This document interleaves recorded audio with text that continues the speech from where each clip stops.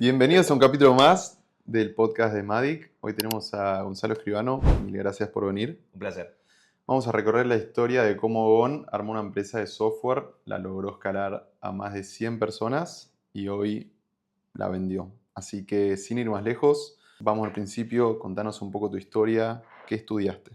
Yo estudié ingeniería en sistemas. Antes de eso, que para mí es muy importante la secundaria, hablábamos de eso justo recién antes de la entrevista, fui a una escuela técnica donde empecé a aprender a programar y a amar el tema de resolver problemas con tecnología. Hacía robótica también ahí. Y la universidad, ingeniería en sistemas, fue importante por sobre todas las cosas para eh, meterme en ese mundo, si querés. Pero aprender a programar aprendí de chico y más autodidacta. Y luego trabajando. Ahí es donde Buenísimo. realmente uno aprende.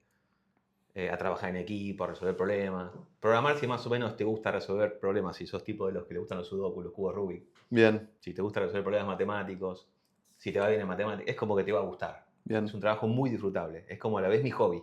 perfecto.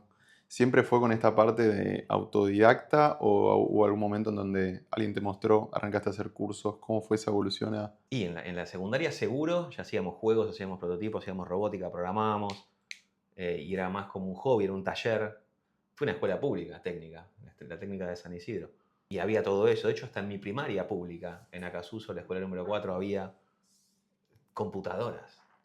Te hablo de años 89, 90, 90 y pico. Y ahí me empezó a gustar. Y va mucho por la pasión. Si a uno le gusta, se mete y aprende. Totalmente. Después, obviamente, en la facultad aprendes un montón de teoría, hay práctica profesional, pero es sobre el final de la facultad donde está la práctica.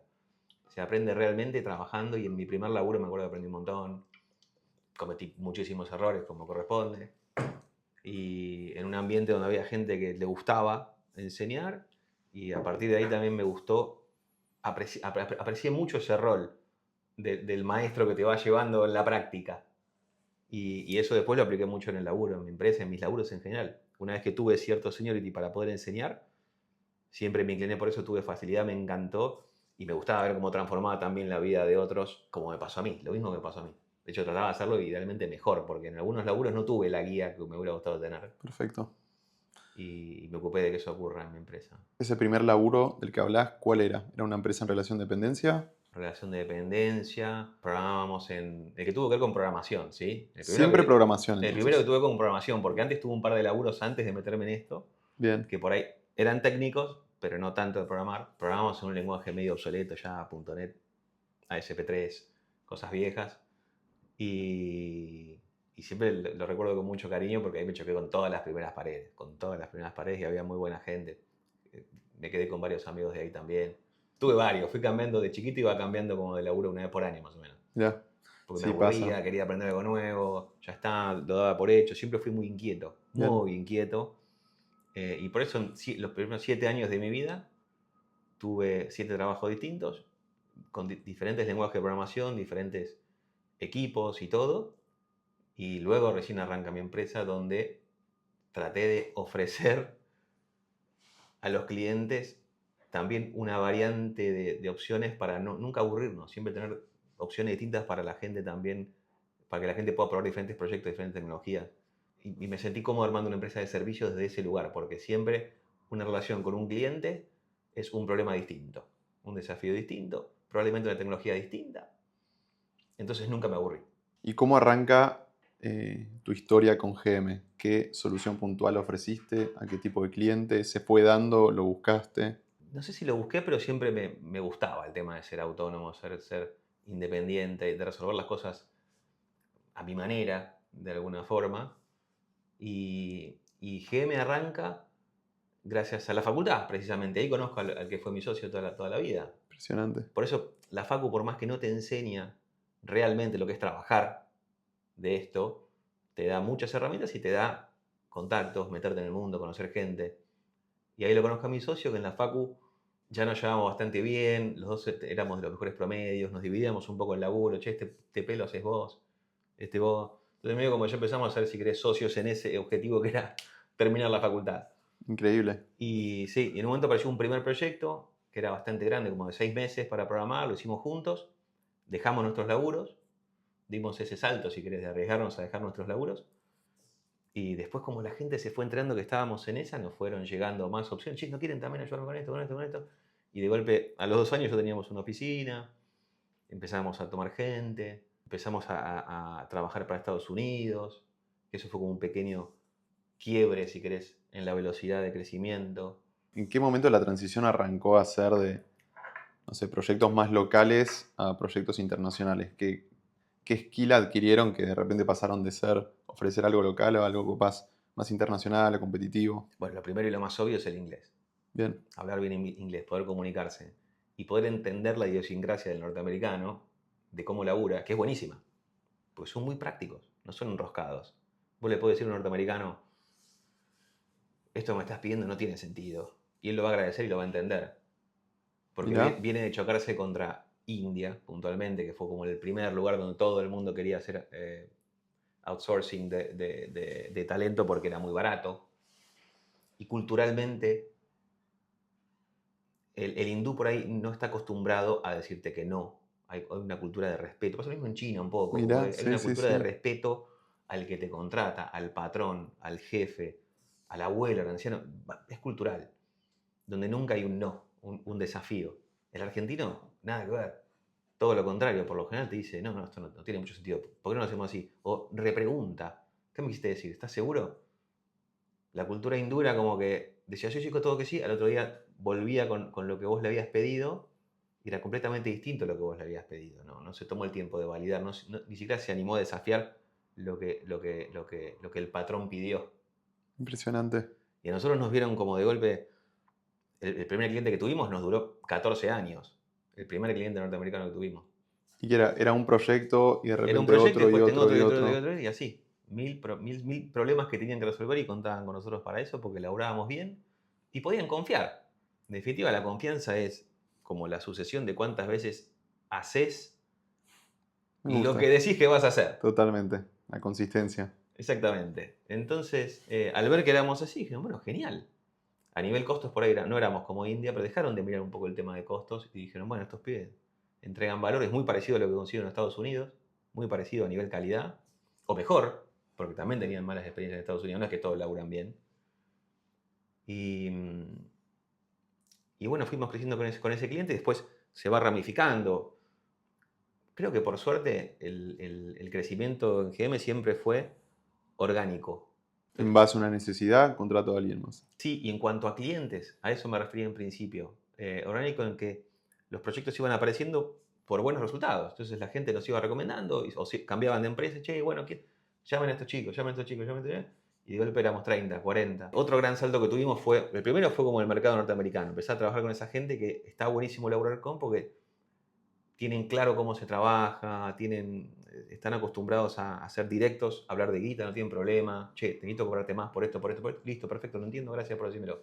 Pero en algún momento, el otro salto que dimos fue pasar de vender recursos que sabían programar a vender soluciones que agregaban valor y preocuparnos por el valor que estaba agregando en el cliente el problema que le estábamos resolviendo. Bien, Entender mejor el problema, preguntar más. Antes era como, bueno, ¿tenés alguien que sepa PHP o que sepa .NET o que sepa JavaScript? Sí, tengo, bueno, listo, te lo está feo y que trabaje. Y de ahí empezamos a dar como, y esto fue como 8 9 años después. Habrá increíble. sido 2018, 2017, por ahí. Empezamos a cambiar esa forma de pensar porque estábamos en una meseta. Éramos una empresa que proveía recursos, talento, únicamente. Pero el valor se multiplicó cuando le preguntábamos al cliente, bueno, ok, vos necesitas un pibe que sepa programar en PHP. ¿Por qué? ¿Cuál es el problema atrás de eso? ¿Qué necesitas? No, porque acá tengo esta aplicación que quiero lanzar porque estoy tratando de apuntar a este mercado. O quiero resolver este problema dentro de mi empresa porque tal proceso no funciona del todo bien. Entonces decís, bueno, por ahí PHP no es la solución, por ahí es esto, por ahí es lo otro, por ahí no lo resolvemos con un chico que está alocado 100% trabajando para vos. Por ahí lo resolvemos con otro tipo de perfil que primero analiza bien el proceso, ve cómo es la mejor manera de resolverlo con tecnología y luego lo implementamos. Y esto a vos te va a redituar de tal manera. Entonces empezamos a hablar de retorno de inversión con los clientes. Clarísimo. Entonces el precio ya queda en un lugar secundario. Es directamente, che, ¿cuánto valor agrego? Exactamente. Clarísimo. Y si tenés que bajar a criollo para capaz los que no entendemos muchísimo, ¿de qué se trata un tipo de proyecto y vos cómo agregaste valor a través de la programación? No sé si tenés el recuerdo de algún caso puntual. En esencia hay como dos tipos de clientes, que son los que más vemos y los que más tenemos y tuvimos toda la vida. Aquellos que quieren desarrollar una herramienta desde cero porque quieren solucionar un problema que hasta ahora ninguna otra empresa resolvió. Sería como una startup que dice, yo quiero resolver este problema con esta aplicación y nosotros lo ayudamos en ese proceso. Primero, de validar lo más rápido posible si esa idea que tiene realmente resuelve un problema, si ese problema está deseando ser resuelto, si hay público, si hay consumo, antes de programar. Todavía no programamos nada. Solamente lo prototipamos, lo maquetamos, le hacemos las preguntas incómodas, incluso hasta lo testeamos con usuarios Bien, antes de programar para ver si los usuarios realmente entienden lo que esa aplicación resolvería y la usarían. Y son como etapas. Una vez que vamos equivocándonos y validando, vamos iterando y en algún momento sí empezamos a hacer el primer prototipo de producto. Ese tipo de cliente por lo general está muy enamorado de su idea y a veces no escucha los riesgos que le detectamos en este proceso de descubrimiento. Pero con el tiempo, bueno, fuimos cada vez siendo más directos en la comunicación y lo vamos logrando y eso genera confianza al final. Y en algún momento hacemos un prototipo, ya la gente lo puede usar, lo baja del store, o por ahí es una aplicación web, ni siquiera es mobile instalable, sino se usa vía navegador. Lo empezamos a exponer a usuarios, aprendemos, todo el tiempo estamos como diciéndole al cliente, espera, no quieras hacer todo de una y después probarlo, que es el modelo anterior, porque probablemente la mitad de lo que hagas no sirva, no lo use nadie. mira. Por un tema de que no porque no está bien hecho, sino por el consumo del usuario que no lo Claro, entiende o no lo interpreta. exactamente, Bueno, exactamente. yendo hasta las funciones del iPhone, estoy seguro que hay infinitas cosas que uno no sabe que existen y no las termina usando. O algunas que no son prácticas y ellos lo van a pedir y lo van cambiando todo el tiempo, ellos también, ya van por 18 versiones de la Sí, iOS. Entonces, como para el startup, nuestro objetivo es equivocarnos rápido y aprender rápido, y esa es la velocidad que terminó valorando y pagando ese tipo de cliente. Como en lugar de trabajar un año para hacer su producto ideal que había soñado y para el cual consiguió fondos, y se gastaría todos los fondos, hablamos de millones de dólares, no, gastaste 100.000, un 10% de eso en el primer prototipo, o 200.000, depende del tamaño del prototipo, ¿no? Y probémoslo ahí. Y muchas veces no dejaban presupuesto para marketing, para implementación, para generar demanda. Se gastaban todo en armar la aplicación, porque decían, esto va a ser una bomba. Y después, bueno, el negocio se moría. Nuestro objetivo terminó siendo ayudarlo a que su negocio no se muera. Porque el tipo no sabe hacer aplicaciones. ¿Sabe? O sea, conoce mucho de un rubro, de un nicho, y sabe que hay una necesidad. Pero ¿cómo la explotas? ¿Cómo haces que de ahí salga un producto que realmente es exitoso? Eso no es tan fácil. Y como lo vimos tantas veces y vimos tantos clientes que fracasaron, empezamos a aprender cómo funciona. Tuvimos clientes que llegaron a ser empresa pública, o sea, crecieron mucho. increíble. Y arrancamos del prototipo nosotros. Impresionante, claro. Entonces con Un eso aprendimos un camino montón. tremendo eso. A veces los ayudamos a generar material para conseguir ronda de inversión, generar pantallas fake, si querés, para que puedan mostrarle a un inversor y decir, esto es lo que acá estás invirtiendo. No es lo mismo verlo que simplemente que te lo cuente alguien. Totalmente. Es el startupero, si querés, como el rubro de clientes startup que quieren armar algo. Y después está todo el otro rubro, que son empresas que no se dedican necesariamente a la tecnología, no tienen equipo de tecnología, ni deberían tenerlo, porque es costoso y es difícil de mantener motivado y de gestionar un equipo de nerds. No es fácil, porque somos medio como especiales, nos aburrimos, somos inquietos, ¿viste? Muchas veces no miramos tanto al negocio, nos enamoramos de la tecnología, me pedís que te haga algo y te lo hago súper complejo y tardo el doble por amor a la tecnología, si querés, ¿entendés? Hago un overkill, Mirá, lo que llamamos en inglés es overkill, en español no sé cómo se llama, pero es como un sobretrabajo. Es demasiado para lo que el problema por el arte realmente de hacerlo necesita. impecable o de la forma que Exactamente. quieren. Mirá, impresionante. No me hubiese imaginado eso. Entonces gestionarlo no es para cualquiera, entonces está lleno de empresas que necesitan tecnología, pero tener un equipo interno no tiene sentido. Ese tipo de clientes vienen y nos dicen, yo tengo este problema, tengo este proceso, tengo esta ineficiencia, tengo este proceso que no funciona, o quiero vender más, o quiero producir más. o no sé, no sé dónde están los datos, quiero entender cómo funciona mi negocio y todavía seguimos trabajando con papeles. Y ese tipo de cliente, al principio también cometíamos el error de arrancar con una solución y fabricarles una suerte de ERP a medida. Esto estaba los primeros 2, 3, 4 años, ¿no? Y después ya empezamos a entender que no, lo que necesitaba ese muchacho era una consultoría, era como su mini área de IT tercerizada que pueda resolver muchas cosas, ¿no? Al toque salir y desarrollar la aplicación para que pueda facturar. Eso generalmente ya está hecho. Y ahí lo que conviene es integrar sistemas, traer cosas que ya están prefabricadas, no reinventar la rueda. Porque Clarísimo. muchas veces te llaman para que reinventes la rueda. Es así. Quiero una aplicación para poder facturar porque mi negocio es muy especial. Y en la práctica era casi todo igual. Mira, Y de hecho, si se hubiera adaptado a este productito que ya lo resuelve, hasta por ahí el proceso estaba más maduro que lo que tenía él, luego de adoptar esa tecnología. Y ahí es donde se mete mucho la automatización, ya sea en procesos productivos físicos, porque en la empresa también hacemos automatización en industria, en plantas, en donde el mundo virtual se cruza con lo físico y hay máquinas trabajando que hay que gestionar, que tienen datos de los cuales se puede aprender. Y también, o sea, porque todo se puede programar, las máquinas esas se programan también, las máquinas de un proceso productivo. Entonces se pueden conectar con un software web o a una herramienta, un dashboard o lo que sea para poder tener métricas, entender. Y también lo que hicimos muchos años para ese tipo de clientes es pasar de lo que se dice de personas y papel a datos y tecnología y herramientas como las computadoras o tabletas o teléfonos o lo digitalizar que sea. básicamente la Sí, se información, el llamó guardado. transformación digital y ahora le dicen transformación AI. Claro, Pero por marketing. se vende En mejor. definitiva, es lo mismo en esencia. A veces la AI te sirve y a veces no tanto, depende de qué proceso. Tocando un poco ese tema, creo que si hay uno de los lugares o industrias en donde vemos muchísimo que cambió la parte, eh, la Sí, realidad con todo lo que es básicamente AI es el mundo de programar. sí. ¿Cómo cambió desde que vos arrancaste a hoy? ¿Es más difícil agregar valor porque es más un commodity AI o sigue habiendo un sinfín de No, formas de me agregar hubiera valor? encantado tener estas herramientas cuando yo era chico. Sí, Me hubiera encantado. Sí, sí, porque en definitiva son herramientas. claro. No viene a reemplazar nada, viene a acelerarnos y ayudarnos. Eh, si querés, hacer el laburo más rápido. Nunca te intimidó, digamos. Pensás que te puede potenciar nada más. Sí, potenciar. Porque además el contacto humano para mí no corre riesgo. Viste que siempre se habla de la AI Totalmente. Es lo y que los último por robots lo nos menos van a matar a reemplazar. todos. Bueno, no.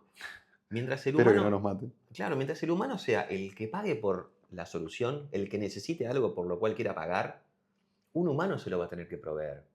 Y va a estar este contacto. Sí, Y un humano lo va a entender, porque el que lo pide es un humano, no lo pide una máquina. Cuando la máquina se pueda pagar entre ellas, bueno, será otro diálogo, pero no el nuestro. Vos necesitas algo y vos necesitas algo, no tu computadora. Entonces me lo vas a pedir a mí, va a haber una interfaz humano-humano, y yo usaré las herramientas esas para darte servicio y te las enseñaré a usar. Pero no, para mí no hay riesgo. Acelera. Los que sí la tienen complicada son los chicos ahora, porque los chicos están aprendiendo de una manera donde se saltean un montón de pasos. Es muy fácil caer en esto lo hago así porque es como la AI lo está haciendo y yo asumo que va a estar bien. claro, Y terminas con aplicaciones que de fondo no tienen un sustento, no tienen el sustento de la experiencia de haberse equivocado, de haberlo roto y que haya fallado. claro. Y por ahí la arquitectura termina siendo medio, por ahí no termina escalando bien. Nos pasa en algunos proyectos que heredamos arquitectura iniciada con un equipo que trabajó con AI, pero sin los fundamentos básicos para que sea segura, para que los datos estén bien ordenados, para que un equipo después pueda trabajar en eso y crecer ese código y que no sea un desastre. Total, a la AI no le importa tanto todo eso si la usás mal. Si lo usás bien, te potencia. Si lo usás mal, te empeora más, te enmaraña más. Si lo usás bien, le das buenas instrucciones, te va a dar un código bueno, con una arquitectura buena. Pero bueno, hay que saber darle esas Totalmente, instrucciones. sí. Y eso Promptear, lo aprendés establecerlo vos, bien. sabiendo vos hacerlo. Sí. Si vos no lo supiste hacer y vas directamente a esa herramienta, fuiste. Los juniors hoy en día tienen un problema de ansiedad. Tienen que saber aprender a no usar la AI primero. No lo había escuchado. Me gusta, me Eso interesa. eso es un problemón. Eso sí es un problemón. Para insertarse en el mercado, para aprender a trabajar, para equivocarte. Equivocate vos, no que se equivoque la AI. Equivocate vos. Tocando un poco una variable que me interesa, el factor crecimiento. ¿Cómo pasaste de ser 2 socios a una empresa de más de 100? Sé que es orgánico, pero ¿qué aprendizajes nos das? Bien, es una muy buena pregunta. Tiene muchas respuestas por ahí, no una. La cultura fue determinante para que no se desvirtúe todo. Ser muy picky con la cultura, muy exigente con eso y contratar bien. De los mayores errores de mi vida fueron malas contrataciones. Que lo sospechaba en la entrevista. Tenía Mirá, ese gut feeling de que algo no estaba bien, de que el pibe era un fenómeno técnicamente, pero culturalmente por ahí no era tan como nosotros, como nos gusta trabajar, con el tipo de personas que nos gusta trabajar. Y lo pagué carísimo ese tipo de errores. Nos demoraron años, si querés, de crecimiento. Clientes también nos costaron. Personas valiosas que se terminaron yendo. Así que bueno, aprendimos mucho de eso. Y luego el equipo de reclutamiento fue como cada vez más entrenado en esas cuestiones. En encontrar las personas que sí o sí cumplieran con todos los valores culturales que teníamos nosotros, condición sine qua non. Y a partir de ahí todo fue más smooth. Pudimos crecer, pudimos delegar distinto, pudimos despegarnos mi socio y yo de la diaria y poder pensar estrategias para crecer, poder pensar estrategias para eventualmente un exit. ¿qué son estos factores de la cultura de la empresa que te parecían tan importantes? Bueno, las cosas que son innegociables a la hora de contratar y que son parte de nuestra cultura son algunos pocos valores, pero son determinantes y en la charla ya fueron saliendo. Uno es que te gusta resolver problemas. Otro es que te guste trabajar en equipo. Otro es que te guste generar vínculo con la gente con la que trabajás y con los clientes, con todos los que interactúas, que no te dé lo mismo. Clarísimo. Hoy en día es importante, si no prendés la cámara, por ejemplo, en una llamada, no es lo mismo. No funciona. Bueno, eso te marca un poco la cultura. Otro es que te importe el impacto que estás generando con lo que estás entregando. No que lo hagas porque te lo piden, sino que te motive ver el impacto que generaste con la solución que entregaste. Después que te encante aprender también. Y son esas 5. En definitiva, todo eso se confluye en que disfrutes lo que haces. Si tenés esas 5 cualidades, inevitablemente vas a disfrutar trabajar en el laburo con nosotros porque es lo que nos apasiona. Clarísimo. Sí, creo que la parte de la cultura de la empresa es totalmente fundamental. En varios episodios también lo repasamos y siempre la gente dice eso, que estén unidos, empujando por el mismo lado y alineados. ¿Sí? Si no te gusta aprender, si no tienes ambición, no Si no vas te a gusta durar aprender es mucho. muy difícil. Y si no te Muy gusta difícil. interactuar con la gente, Claro. muy Y difícil. si no te gusta resolver problemas y te abatatás, Sí. es difícil. Yo en las entrevistas muchas veces pregunto este tipo de cosas. ¿Te gusta resolver sudokus? ¿Hiciste un cubo Rubik alguna vez? ¿O lo intentaste por lo menos? ¿Viste? Y ahí te Sí. marca el tipo de persona. Sí, sí, Banco, totalmente. banco. El paso a paso para implementar AI. Para alguien que está escuchando y capaz lo tiene en la cabeza y no sabe por dónde arrancar. En principio, lo ideal es no ser tan autodidacta en esta materia porque lleva tiempo, hay errores comunes. Si sos una empresa de tecnología, podés ser autodidacta. Pero si sos una empresa que no sos de tecnología, no tenés equipo de sistemas y demás, es peligroso, te diría.